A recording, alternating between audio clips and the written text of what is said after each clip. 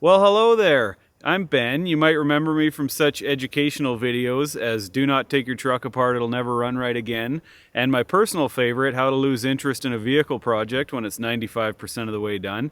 Today we're going to get into where the heck is the truck, what have I been up to, and while we're at it, we're going to go for a little cruise on the quad and check out some cool scenery here in the Okanagan Valley. All right, let's get at it.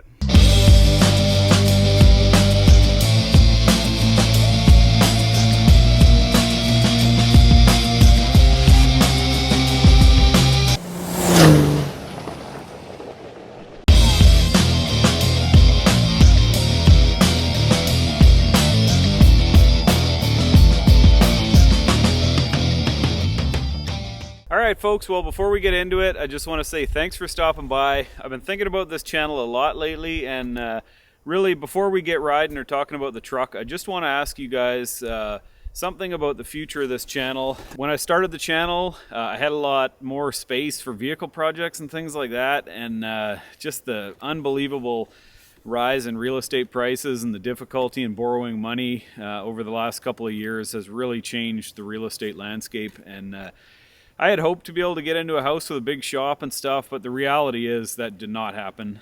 We have a townhouse with one car garage, so basically got some storage space.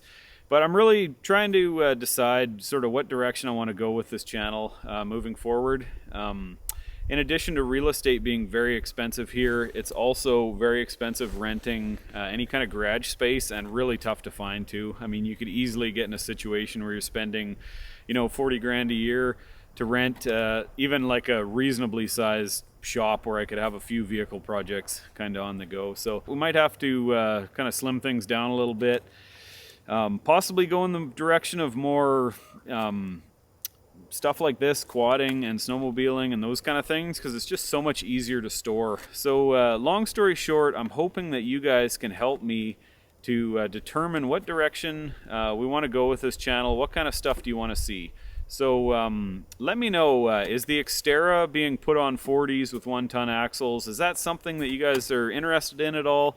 The Dakota being turned into a bit more of a high performance thing, some handling upgrades, and maybe getting into going and doing some autocross or some fun sort of track type stuff, and maybe a bit of drag racing or that kind of thing? Or do you mostly just want to see the 12 valve?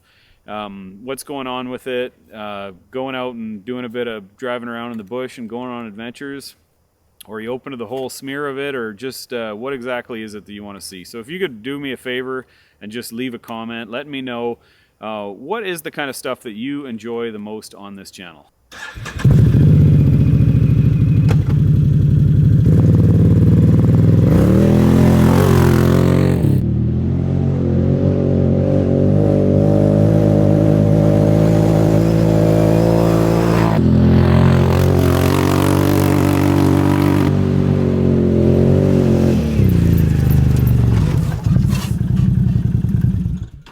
My lifestyle has changed so much. I mean, not having a garage space and just trying to get out hiking and biking and paddleboarding and trying to be a lot more active has been super fun. This is a great area for that kind of stuff, and really enjoying that sort of shift in stuff of going from sitting in the shop barely moving for the last couple months before I left to the point where really starting to get out and get active. That's pretty much what's been going on for me in the last while, and pretty much the reason why I haven't really been filming that much. All right, now finally the most important thing we need to discuss is what needs to happen to the truck so that I can get that up here and actually start filming with it and using it and enjoying it. Basically, I think there's about 4 things right now that need to get dealt with. Lots of minor details that need to get sorted out. Since the last video that had the truck in it, I've been back to Vancouver 4 or 5 times. 4 of the times I think was just trips getting the garage moved out and cleaned up. That was actually a huge job. And one of the other weekends was completely wasted with a 2-day hangover. All right, now in terms of what it's going to take to get the truck on the road and up here, I've mentioned some of this stuff before. The biggest thing is I've got to get the speedometer sorted out, so because the truck won't go into overdrive right now. I've done some research. There's a possible cause that's pretty simple, and I hope that's what it is, but basically when I rebuilt the transfer case, you need to clock the speed sensor a certain way. I haven't tried that yet, but I will. Another thing that has to happen is the truck does not have four-wheel drive right now because I pulled the front drive shaft apart to paint it. And they literally film a reality show called Highway Through Hell between here and Vancouver, so I'm not even going to consider trying it without four-wheel drive. We're getting into winter conditions now.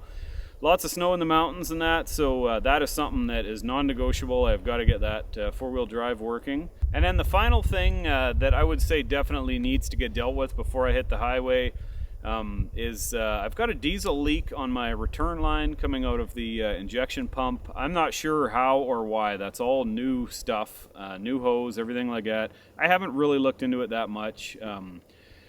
Possibly it's something as simple as needing thread sealant or something like that. I hope it's something dumb like that. Possibly I need to replace that return line that I just put in. It might have had a hole in it somewhere or something like that. And then once I get all that stuff sorted out, I've got to bring it in for an alignment. That is another thing that definitely needs to happen. Those front tires are very expensive, and I cannot drive that far and potentially screw them up at all. Anyways, I'm going to go for a bit more of a rip. I just want to say thanks a lot for stopping by, and hope to see you guys on the next one. Hopefully the next video will be getting that truck going and hopefully bringing it back here. We'll see. And as I said before, please drop a comment. Let me know what parts of this channel do you enjoy the most. What do you want to see in the future, and all that kind of stuff. Please do me a favor and hit the thumbs up and subscribe. It really does make a big difference. I'm getting very close to the point of being able to monetize this channel, and that might mean that I'm only making $12 a month off of it. I have no idea. But it would be really nice to get this thing going and really start buying some fun parts and continue to spend money like a drunken sailor on crappy old vehicles. So anyways, thank you for stopping by. Have a good day. We'll see you on the next one.